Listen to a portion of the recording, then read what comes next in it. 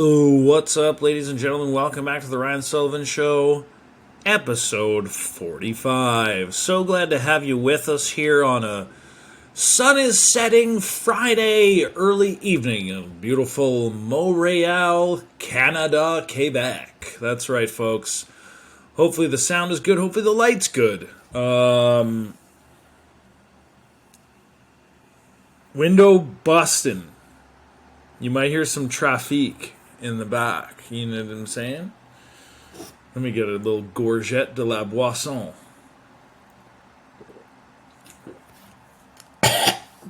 Wrong hole. Not smooth at all. Summer beverage of choice. Calling it now. Diet Dr. Pepper goes extremely hard in the peinture, which is French for paint. Speaking of episodes, episode 4 is a YouTube, episode 44 is a YouTube, but it did not transfer for Spotify. I think it's because the platform on which I record and post for free has a 30-minute cap, and it's weird because the files, it says that it uploaded, but it's not. It doesn't exist on Spotify. Episode, let's check right now. The Ryan Sullivan Show. The last thing? Guess what the last thing on my Spotify was? Return of the Mac. Legendary status. It's not here. No, it's not. Episode 44. Which was recorded. It's on YouTube.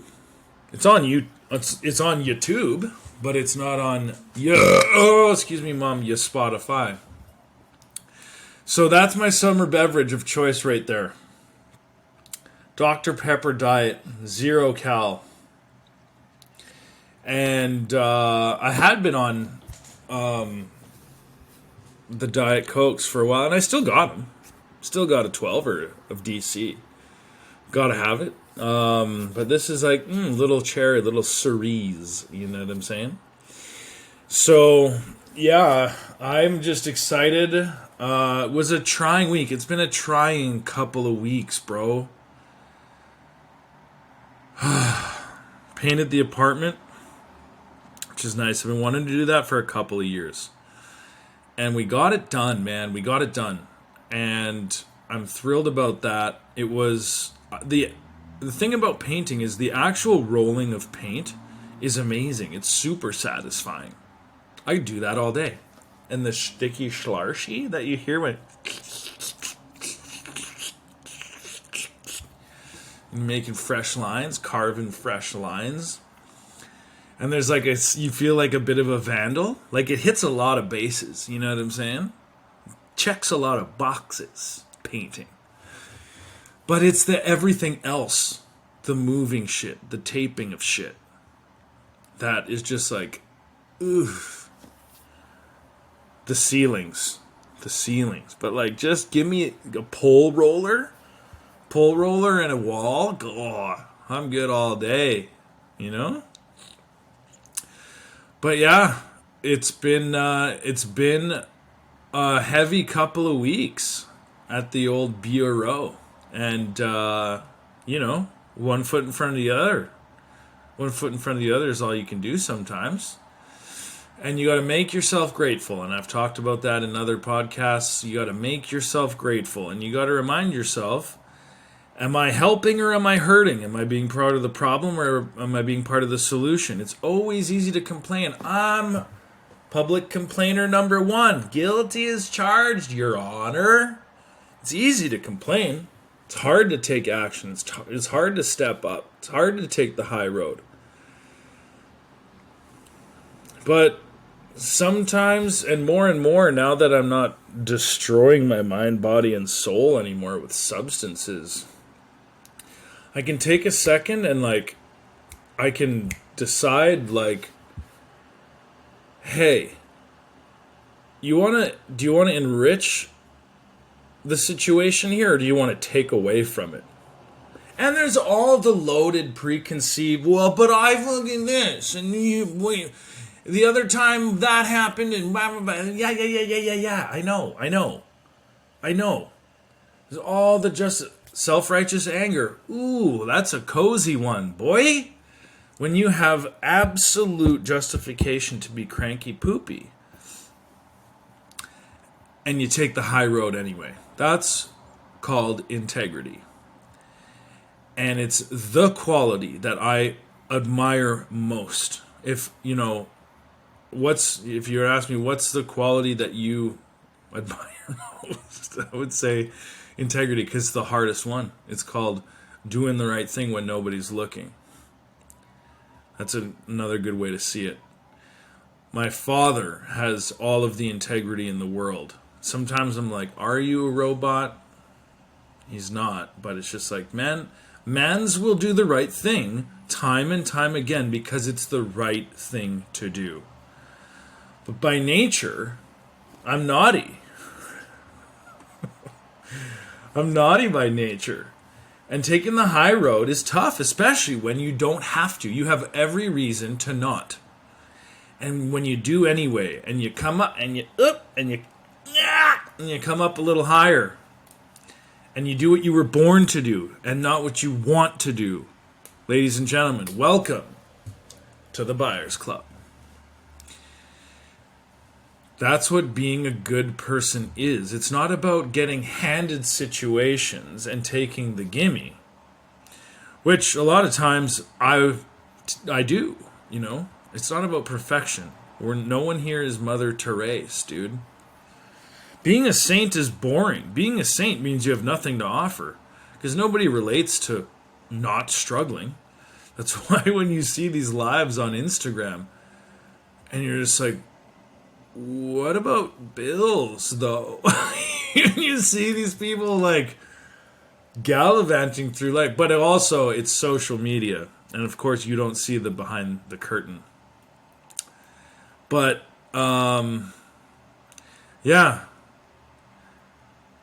challenge and the hard way is why we're here. I have people in my life so that I can add to their life, and vice versa. And it's not always easy, and it's not always fun. I sure like when it's easy and fun. When we get to, like, hold hands and prance around in a circle, But, having, being able to stand for something means a tremendous amount to me. And not always knowing what I'm standing on is safe and solid and secure, but I know that it's the right thing and that it's mine. And that, hey, if it doesn't work out, I'm okay with that. And being able to bring that into a situation and look people in the eye and say, hey, I don't have all the answers, man. But I know what it's like. And I've dealt with something similar. So I've been asked by the powers that be out there in the cosmos to step it up. And it's something that I've always... See, when I was sick with addiction, it's something that always nagged, always ever present, little cloudy cloud in the back of the gray area part of the mind. Hey, you can't. Hey, you're not good enough. You'll fuck it up. Don't even try. You'll fuck it up. You'll let them down. Guaranteed. Because 9.5 times out of 10, I would. And just watching life happen around you and knowing that you can do better, that you can be better, but you time and time again give up on yourself, give up on the situations around you, and just drink and just use and find that oblivion. Fastest way to A and B, straight line. Bottom of a bottle, And no shit, I don't blame you for drinking. This is the thing, like, what else you got at that point? So, And this is a life thing. This isn't just addicts. Everybody has a hard time dealing with life.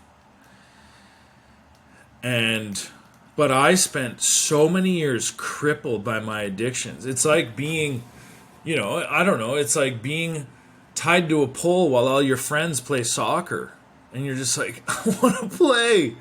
But you can't, You're captured. You're done for. You're right done for, bud. You're right done for, bud. And you just have to watch yourself lose things. And opportunities pass you by. Oh, I wish I could. I want that. I want that. I want that. Oh, gone. And here comes another one, and I think I want that, and I can do it, and I know I can do it, and I know, but I can't. And it's gone. And years of that just pummeling you. Oh. And so that's why I'm grateful for struggle. I'm grateful for the opportunity to have struggle. That is the gift of life. I suffered for so long without meaning, with addiction. And so now, at least the challenge means something. The challenge makes me stronger. The challenge allows me to be an example for somebody else. Because even if I fall short, or it doesn't work out, or I screw up, and I screw up all the time, dude. I screw up all the time. But because I'm not destroying myself and just erasing my memory every night, hey, guess what? It can mean something. And that's when it's okay to have a hard time. That's when it's okay to struggle, is when you don't give up. And even if it doesn't, there's no pot at the end of the rainbow. I don't know, man. I think most people on their deathbed will agree. If you were like, sir, you're about to... it's all about to be over. Do you feel like you got there? You'd be like, no. Enjoy the moment, they would probably say. They would be like, appreciate what you have, is what they would probably say. Because the gift is the present. Love that shitty, corny little saying. The present is the gift. But I can spend a tremendous amount of time in the past and in the future. And guess what? When I'm living like that, I'm sure not very useful to myself or other people. And I'm unable to step up to the plate. And when confronted with a situation, a difficulty in life, it's, oh shit, and I want to jump ship. Get me out of here ASAP. I will say whatever I can to get out of it and go home and get numb. That's me when alcohol and drugs are in my life. I will say whatever I can to run away and numb. And that's not living. That's surviving. That is surviving. And I spent a long time surviving, man. And you can have moments of joy, But ultimately, in the back of your head, in the heart of your hearts, you're like, yeah, but I don't believe in myself. Having that be at the core of your psyche and your spiritual health, I can't, is a horrible place to be, And so, yeah, having an opportunity to try is what it's all about. I learned from just being absolutely shackled and paralyzed by this illness that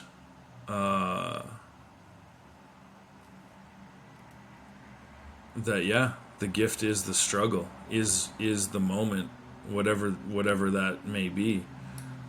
I get to decide if it's good or bad. And I don't have to have all the answers, but that's another lovely thing. Is like when I'm not constantly giving up on myself, you develop this little thing called, hey, it's going to be okay. And some people, churchgoers, call that faith. And I'm not going there. Because I think it gets all crazy, hokey pokey pretty quick there. And to each their own. But concepts of the Bible or whatever religion, it's simple. It's, you can call the Bible, hey asshole, be nice. That's the Bible summed up in a one-liner for you. Hey asshole, try to be good. So, and when you're good, you can treat yourself. And boy, I treated myself this week, and I got some Jordans, baby. Let me tell you a bit about my Jordan journey. I'll stop preaching now, because this is equally as important. Ooh, they're so good, man. Saul Goodman. I've wanted the Jordan 11, so let me tell you about... Because, you see people flexing about shoes all the time online, but they'll post, like, their collection, and I shouldn't be a hater, but I am. And let me. I just did the spiritual thing. Let me fucking shit on it now. But you'll see people post, like, oh, just added another one to the roster, and then you see the pic, and, like, none of their shoes are older than 4 years, And you're like, oh, okay, yeah, sure. I've had waves come and go, but I'm back into Jordans at the moment, and it's really fun. They're really hard to get, and there's a lot of junk out there. Because, man, there was a time, I'm going to go old head for a second, but there was a time when if you really wanted a limited edition whatever, hat, shoe, t-shirt, you could get it. You just had to put in the effort. But now there's a whole lot of just, nope, no chance. Not for retail price. And I'm talking for retail. You can always get it for above retail, but I don't pay above retail. Nothing is worth paying above retail. If you can't get it for retail, it's not the right time. Take it as a sign, motherfucker. But this is just such a good shoe. And I've wanted a pair of Jordan 11s. This happens to be the Jordan 11 7210, which is in honor of the Bulls' best season. I think it's the NBA's most winningest season ever, where the Bulls went 72 wins and 10 losses. So that's why it's called the 7210. And it's not an OG colorway, but it's so clean. And look at the sole. Like, the design of the sole is so cool. Carbon fiber panel there in the footbed. And that patent leather shimmy yaw. And look at the grain on the leathy boy. And they're comfy. I tried them on at work. I did an unboxing on my Instagram at Sullivan Ryan. Hello, plug talk. Yes, sir. Follow me on Instagram. Follow me on TikTok, both at Sunmaster7. No, both at Sullivan Ryan. But I love them. This is a badass shoe. It's clean, but it's dirty. It's got an attitude. You know what I'm saying? And it's the low. It's not the high top. The original Jordan 11 is a high top. It's about yay high. But the low accomplishes the exact same. It also accomplishes the same price point, which is kind of annoying. But it accomplishes the aesthetic, and it's more short-friendly. Easier to wear with shorts. And I'm absolutely in love. And I have a bunch of shoes right now that I haven't worn yet. Because I like having things. The pursuit is over. You see? The fun is over. Now that I have this, the fun's over. Addict, through and through. The fun's over now. What's the next thing? But I've wanted a Jordan 11. For like a solid, like I've wanted to have a pair, but I wasn't going to go to any lengths to get it. I was like, oh, when it happens, it'll happen. But I've wanted a pair of 11s for a good 10 years. But I was very much into Jordans when I first started getting into sneakers 15 years ago. And I have a pair of Jordan 3 Fire Reds from back then that I paid full price. Just walked in to Goodfoot, Calgary, Alberta one day and was like, oh, those are sick. And I got them. The glory days, hey? Oh, I want them. I can pay for them. Okay, here, sir. Here's your shoe. Oh, it works like that back then 15 years ago? Well, yes, absolutely. That's what a shoe store does. Now you just don't have a shot. You got to wait overnight in line to maybe get a pair in person. Otherwise, you try your luck. But I have a couple of resources online at Canadian retailers.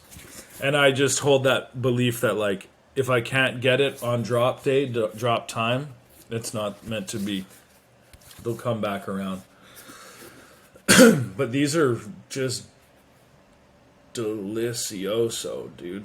Obviously go with everything. You can hear Jordan crying inside the shoe because of how beautiful it is. And yeah, I don't know when I'll wear them, but yeah, I like wanting for things, you know. I'm an edger, bro. I like edging because once you have the shoe, then the pursuit is over. And then once you put it on for the first time and wear it, they're not box fresh anymore. But I'm a big fan of wear your goddamn shoes. It's just a matter of when. But I have some on ice. I have some True Blue Racer Blue 3s, which are really nice. That are gaining icicles at the moment. And the Kentucky Dunks. Almost wore them today. But Dunks are kind of goofy, man. They're frumpy flops. They're just a big, baggy shoe. And they're cool, you know. Like, I'm happy to have them. I won them in a raffle, actually, from Dime Store. But, yeah, not all shoes are created equal. And I'm happy to have them for when I want to stunt, you know. And I don't wear heated Johnnery every day. Au contraire, my most worn shoe is a Converse 1-Star Pro. It's like a half lifestyle, half skate shoe. I did want to talk about something else. I didn't think I was going to get all spiritual lyrical on y'all motherfuckers tonight either. I just was like, I thought, I started talking and then I was like, how's my week? And then 15 minutes of fucking spiritual guru came out. You know what I'm saying? But I earned that, bro. Can't take that shit from me. And that stuff's easy for me to talk about it, you know? That stuff's easy to talk about. It's fun. So is talking about shoes. I need a new show to watch. I need to figure out what I'm having for dinner. Softball season starts tonight. I'm hyped. The Friday Night Lights, Season 2. Ooh, I should do the lineup. Got my pen here ready. No, I'm not bringing a nice pen to the park. Got to bring a dispensable pen, one that I don't mind losing. Yeah, well, yeah, nice one of these, hey? Just the classic Bic round stick, you know. You get a dozen for $2.19 at Walmart. That's a good ballpark pen right there. Old Faithful. See, if I bring a nice pen, you know what I'm saying? Like if I bring a nice Uniball Signo, this jelly roll, you know what I'm saying? This jelly roller that's just thing writes itself, you know? This is what Shakespeare used back in 1202 to write the Magna Carta, you know what I'm saying? But if I bring that to the park, I'll lose it day one because you jinx yourself. You jinx yourself. You shouldn't. You had no goddamn business bringing a nice pen to the park. It's just like how you have no goddamn business having expensive sunglasses ever in life, unless you have that much disposable income. And I'm talking about a lot of disposable income. Live life like you bought your shades at the gas station. You know what I'm saying?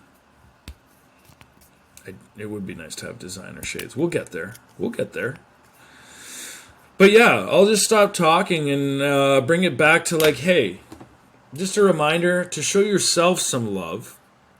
And when you're dealing with a tough situation, even though you have every reason in the world to judge, dismiss, and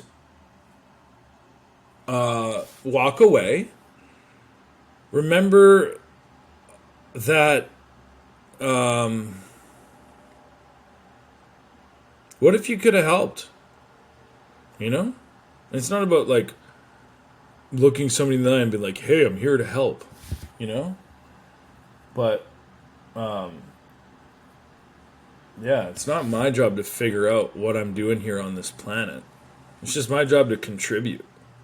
So take that with you, put that in your spiritual pipe, and take a hoot. Take a nice big lung rip. Take a gravity bong rip of that, and call me in the morning. So that's episode 45. A reminder that episode 44 does exist, but it's on YouTube only. This one, TBD, bro. I don't know what's going to happen with this. Hopefully it goes to Spotty as well. But we'll find out soon enough. Anyway, bless up. Call your mom. Text her even. Just text your mom. Text your mom and say, love you, Mom. No matter what's going on in your relationship. And have a good weekend. I got a weekend loaded with baseball and tennis. That's right, folks. Probably throw a couple of burgers in there as well. All right. Thanks for listening. Socials, TikTok at Sullivan Ryan.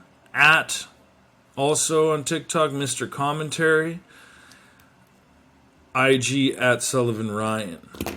And that's a wrap.